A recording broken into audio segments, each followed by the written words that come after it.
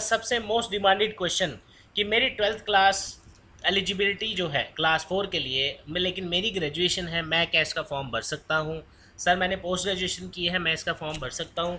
Sir ये सिर्फ 12th basis पे होगा, क्या मैं इसका फॉर्म भर सकता हूँ? फ्रेंड्स इतनी सारी क्वेरीज, इतनी ज़्यादा इसके बारे में डाउट्स।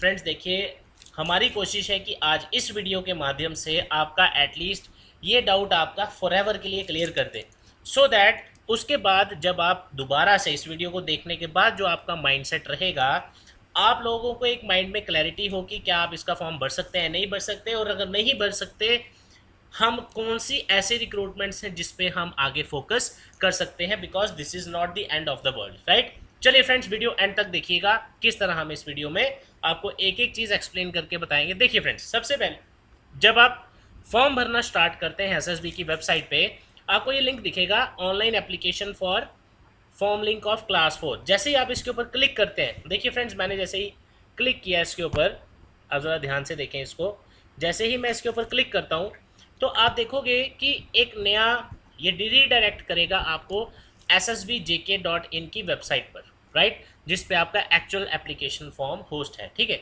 सबसे पहले जब आप इस फॉर्म को भरना स्टार्ट करते हैं, अगर आप इस वीडियो को ध्यान से देखेंगे और ये फॉर्म आप अच्छे से इसको एक बार नोटिस करेंगे, यहाँ आपको पर्सनल डिटेल्स पूछी जाएंगी, राइट, जो आपको अच्छे से भरनी है। जैसे एक सैम्पल अगर हम लेके चलें तो हम इसको भरना स्टार्ट करते हैं, बिल्कुल स्टेप बाय स्टेप आपको मैं सिखा रहा हूँ। मान लेते हैं कि किसी के फादर्स का नेम है रवि और मदर्स का नेम आपने डालना है Sita, anything, it can be anything, right.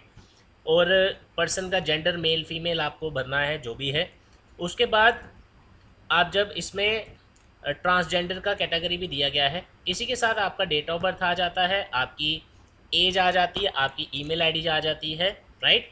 तो मैरिड है या अनमैरिड है ये ज़रूरी है। उसके बाद वेदर, ये सबसे इंपॉर्टेंट चीज़, whether you are domicile of J&K, ये अगर आप टिक करेंगे तो देखिए आपका आगे कुछ खुलेगा एप्लीकेशन फॉर्म, लेकिन नो करेंगे तो आप एक बार मैं नो करके दोबारा बताता हूँ। देखिए अगर आप इसको नो करते हैं तो आप आगे जा ही नहीं सकते, राइट। सेव एंड कंटिन्यू करेंगे, फिर आपको आगे बता दिया जाएगा कि डोमिसाइल ही इसके लिए चाहिए। आप ध्यान से चेकिए। ओके, तो इसमें आपको डिवीज़न भी पूछी जा रही है, आप जम्मू से हैं, कश्मीर से हैं, या डिस्ट्रिक्ट इसके साथ आपको भरनी पड़ेगी। सिलेक्ट डिस्ट्रिक्ट में जब आप क्लिक करेंगे आपको अलग अलग डिस्ट्रिक्ट्स आ जाएंगी। मान लेते हैं हम कश्मीर भर देते हैं यहाँ पे, या जम्मू भरते हैं, तो कश्मीर की कौन सी डिस्ट्रिक्ट है और जम्मू की कौन सी डिस्ट्रिक्ट है वो सारा इसमें आ जाएगा। तो आपको डोमिसाइल यहाँ पे टिक करना पड़ेगा, तभी आप आगे इस फॉर्म में जा पाएंगे। देखिए जैसे ही हमने यस टिक किया, इसी के साथ आपको नीचे कितने सारे और ऑप्शंस मिल गए कि अगर आप डोमिसाइल हैं तो आप डोमिसाइल सर्टिफिकेट नंबर आपको डालना पड़ेगा। उसके बाद date of issue of domicile, कि कब आपका इशू किया गया है, और ऊपर देखिए has domicile certificate is issued.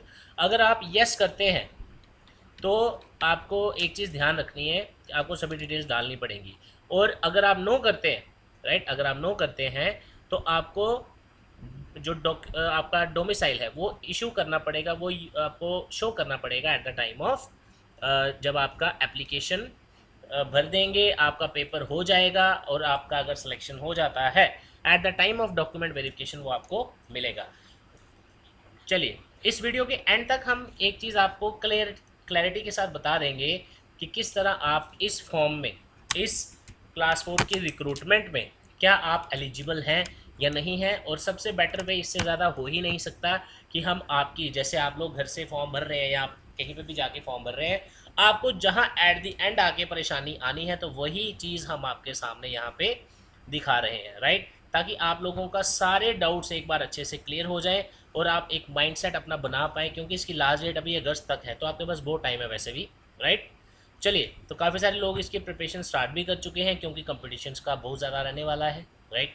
चलिए देखिए आगे, तो पर्सनल डिटेल्स भरने के बाद आपको यहाँ आपका एड्रेस डिटेल्स भरनी है, जिसमें आपको बड़ी सारी चीज़ें आपको पूछी गई हैं, house number, locality, village, division, district, block, panchayat, जिस भी आप पंचायत या जहाँ से भी हैं आप, तो वो ऑप्शनल है, वो आप अगर नहीं भी भरें तो चलेगा, लेकिन जिसके आगे स्टार लगा है यहाँ पे, जिस ऑप्शन के आगे स्टार लगा है वो आपको एट एनी कॉस्ट वो भरना ही पड़ेगा, राइट।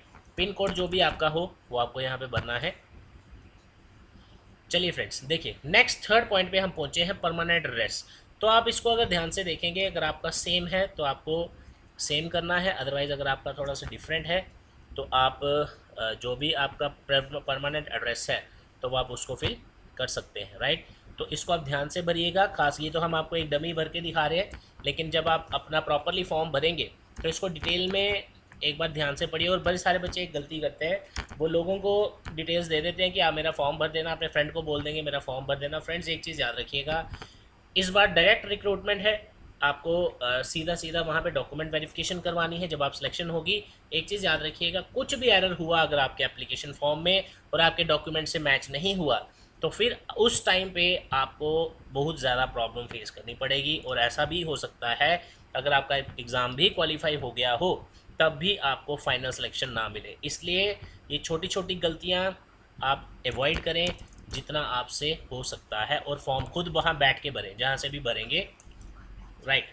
अब आप ये चीज़ देखेंगे कि क्या आप एलिजिबल हैं या नहीं हैं, क्या आपको इस रिक्रूटमेंट में आगे इसके बारे में सोचना चाहिए या आपको अब अगले किसी और फॉर्म की तैयारी करनी चाहिए। तो ये सारा इसमें हम डिस्कस करने वाले हैं। देखिए यहाँ अब हम पहुँच गए हैं कैटेगरी पे कि आप ओपन मेरिट हैं या जो न्यू कैटेगरीज इंट्रोड्यूस की हैं या उसमें से हैं। ये सारा आपको यहाँ पे अच्छे से एलिजिबिलिटी आपको शो करनी पड़ेगी, राइट। अब बात करते हैं यहाँ पे। देखिए आपसे पूछा are you specially abled person, no. You are a good employee of JNK government, no. You are an ex service man, no. जहाँ जहाँ आपको फॉर्म के आगे स्टार मिलेगा वो आपको प्रॉपरली फिल करना है विदाउट एनी टेंशन। वो अगर आपने छोड़ा तो आपका प्रॉपरली फॉर्म सबमिट ही नहीं होगा, राइट। और बड़ी जल्दी आपको आंसर मिलने वाला है आपका, जिस वजह से आप ये वीडियो एंड तक देख रहे हैं। इसमें आपके बाद आपको पूछा गया है पेंडिंग क्रिमिनल प्रोसीडिंग, क्या आप पे कोई केस तो नहीं चल रहा, क्या आपकी कोई प्रोसीडिंग तो नहीं चल रही, क्योंकि फिर गवर्नमेंट जॉब में उसके रिलेटेड बहुत ज़्यादा प्रॉब्लम्स होती हैं, तो इसलिए पहले ही आपकी क्लैरिटी ले रहे हैं वो। और लास्ट फाइनली अब आपके सामने एक और चीज़ आ गई, क्वालिफिकेशन। फ्रेंड्स यहाँ पे आप अगर देखो ध्यान से, आपसे उन्होंने स्पेशली क्या पूछा है क्वालिफिकेशन डिटेल्स में कि वेदर 12th क्वालिफाइड, कि आपकी 12th पास है। तो आपको यहाँ पे टिक करना है येस पे, राइट। आपको टिक करना है येस पे, ठीक है। मैं आपको करके दिखा देता हूँ, वीडियो में एंड तक बने रहिएगा, तभी आपको इसका प्रॉपरली अच्छे से क्लैरिटी हो पाएगी कि हम आपसे क्या डिस्कस कर रहे हैं और आपको कैसे इसका फॉर्म में अच्छे से आपको भरना है, राइट। देखिए अब यहाँ पे अगर हम SSC जो क्वालिफाइड आपसे पूछ रहा है, राइट, क्वालिफिकेशन डिटेल्स पूछ रहा है। अगर आप 12th पास हैं, ऑब्वियस सी बात है तभी आप फॉर्म भर पाएंगे, तो आपको यस फिल करना है। उसके बाद आपसे पूछा जाएगा SSC मैट्रिक बोर्ड आपका कौन सा है, CBSE है, स्टेट बोर्ड है तो JNK स्टेट बोर्ड भर दीजिएगा आप। SSC मैट्रिक परसेंटेज क्या है आपकी 10th क्लास की, जो परसेंटेज हम मान लेते हैं 50% है किसी की, यहाँ 80 90 100 जितनी भी है, राइट, वो आपको यहाँ भरनी है। उसके बाद आपका रिजल्ट किस दिन आया ये आपकी मार्कशीट पे प्रॉपरली लिखा होगा, या जो डिप्लोमा आपको मिलता है उस पर लिखा होगा। और आप प्रॉपरली अपने डॉक्यूमेंट संभाल के रखें ताकि आप आने वाले टाइम में उसके लिए भर पाएँ।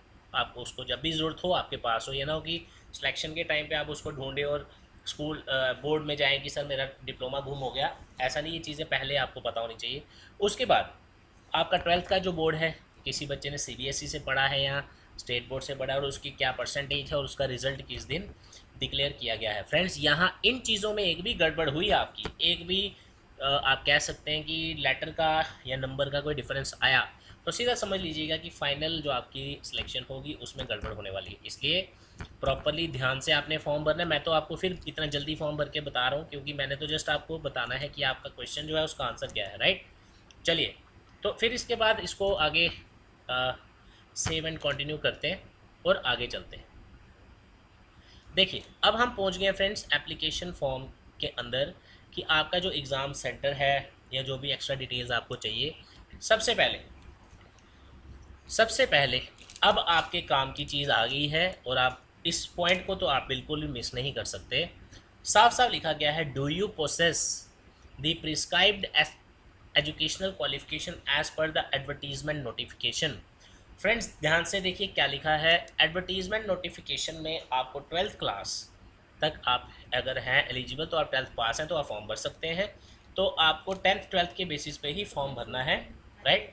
जैसे कि आप ग्रेजुएट हैं, PG हैं, तो मैं तो 12th पास हूँ ही, राइट।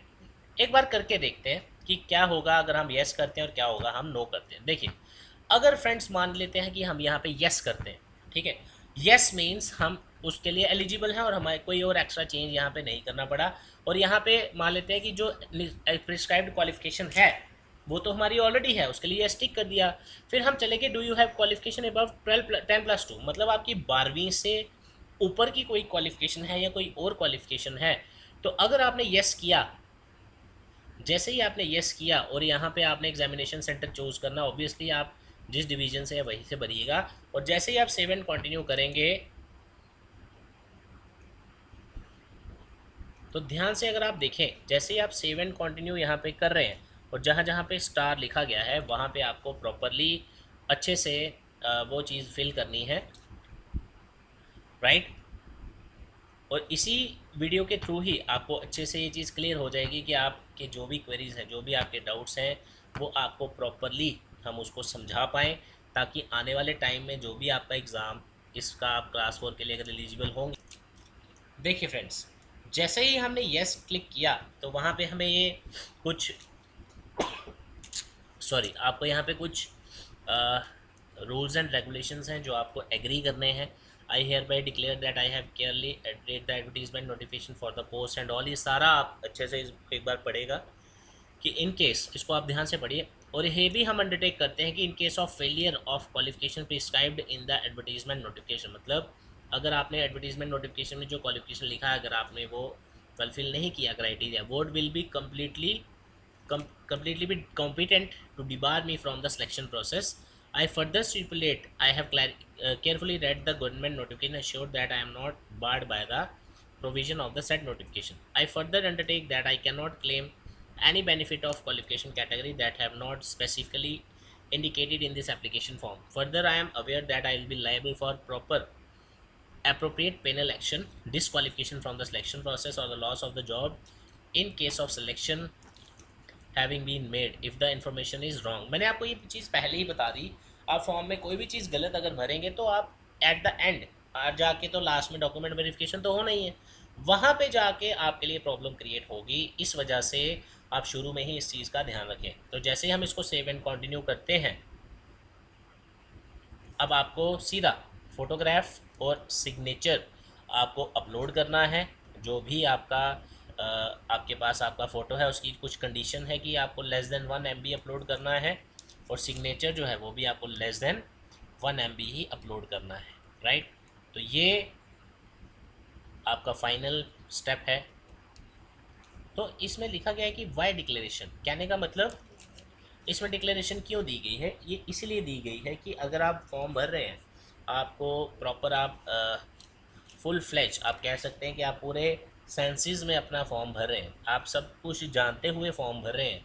तो एट द एंड वहाँ पे जाके ऐसा ना हो, जब आपका एग्ज़ाम क्वालिफाई हो तो आपको वहाँ जाके प्रॉब्लम फेस करनी पड़े कि भाई मैंने तो कुछ और भर दिया था, अब वो आप चेंज करिए। फ्रेंड्स, ये बाद में पॉसिबल नहीं होने वाला।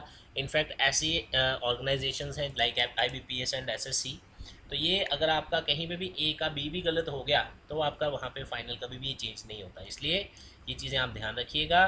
और आप अगर 12th बेसिस पे फॉर्म भर रहे हैं तभी आप इसको अप्लाई करिए, क्योंकि अगर आप ग्रेजुएशन बेसिस पे फॉर्म भरेंगे तो गाइस, जैसा कि आप सब ने देखा, स्टेप बाय स्टेप हमने प्रोसीजर आपको समझाया, और फाइनली लास्ट में जब हम पहुंचे और हमने शुरू में जब क्लिक किया था कि do you have higher qualification above 10+2, हमने वहाँ पे यस किया था, राइट।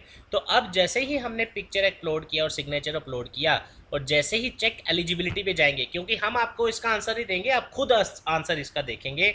जैसे ही चेक एलिजिबिलिटी पे आप जाते हैं, राइट, जैसे ही चेक एलिजिबिलिटी पे आप जाते हैं, तो गाइस जैसा ही आपने देखा, हमने चेक एलिजिबिलिटी किया, आपको यहाँ पे एक मैसेज शो करेगा, sorry you are not eligible for this job profile. तो फाइनली फ्रेंड्स, आपका आंसर आपको मिल गया कि ये जो रिक्रूटमेंट है क्लास 4 रिक्रूटमेंट, इसमें आप लोग वही फॉर्म भर सकते हैं जो 12th बेसिस पे फॉर्म भरेगा, और वहाँ पे स्पेशली ये टिक करेगा कि उसकी क्वालिफिकेशन 12th के ऊपर नहीं है। तो ये लाइव मैंने आपको समझा दिया। फ्रेंड्स देखिए, एक और चीज़ आपको ध्यान रखनी है कि आप 1000 लोगों से अगर कोई चीज़ पूछेंगे कि आप बताओ इस हम भर सकते हैं, दूसरे को पूछेंगे, तीसरे को, और हर कोई आपको आंसर भी देगा, तो आप ही कंफ्यूज होंगे। सबसे बेटर वे जो मुझे लगा आपको इसका डाउट क्लियर करने का, और मुझे नहीं लगता इसके बाद आपको कोई क्वेश्चन होना चाहिए, आपके सामने हमने आपको लाइव बता दिया कि क्लास 4 रिक्रूटमेंट के लिए सिर्फ और सिर्फ ट्वेल्थ क्लास वाले ही, जिनकी ट्वेल्थ पास है, 10th 12th जो इसका क्राइटेरिया है वही एलिजिबल हैं। लेकिन आप में से जो भी लोग ग्रेजुएट हैं, तो फ्रेंड्स देखिए ग्रेजुएशन के लिए भी इतनी सारी रिक्रूटमेंट्स ऑलरेडी आपके सामने हैं। अकाउंट असिस्टेंट आपके सामने है, ग्रेजुएशन चाहिए उसमें, पीजी में 50% है तब भी भर सकते हो। उसके बाद जेके बैंक की रिक्रूटमेंट, 2 रिक्रूटमेंट हैं एसोसिएट और पीओ के लिए। 1880 के आसपास वैकेंसीज अकाउंट असिस्टेंट की हैं, 1850 आपकी जेके बैंक की हैं। आईबीपीएस आरआरबी में 8000 से ज़्यादा वैकेंसीज हैं। तो फ्रेंड्स आपको तो एक ही वैकेंसी चाहिए ना, एक ही पोस्ट चाहिए। इसलिए आप अगर as a graduate post graduate form भर रहे हैं, तो अगर आप इस रिक्रूटमेंट के लिए अप्लाई नहीं कर पा रहे, राइट, तो this is not the end of world for you. अब हम नहीं कह सकते कि क्या इसमें कुछ चेंज होगा नहीं होगा, क्या ग्रेजुएशन वाले एलिजिबल किए जाएंगे, ये बात की बात है, ये आप लोगों के हाथ में नहीं है, ना ही हमारे हाथ में। इसलिए तो फ्रेंड्स इस चीज़ का ध्यान रखिए और अननेसेसरी टाइम वेस्ट करना बंद करें और अपनी एग्ज़ाम प्रिपरेशन पे फोकस करिए, राइट। और ऑनलाइन बैच अगर जो भी एलिजिबल कैंडिडेट्स हैं क्लास 4 के लिए आप ज्वाइन करना चाहते हैं, आप हमें अभी कॉल या व्हाट्सएप करिए करियर सक्सेस कोचिंग सेंटर पे 9419145317। Thank you so much friends, all the best from us.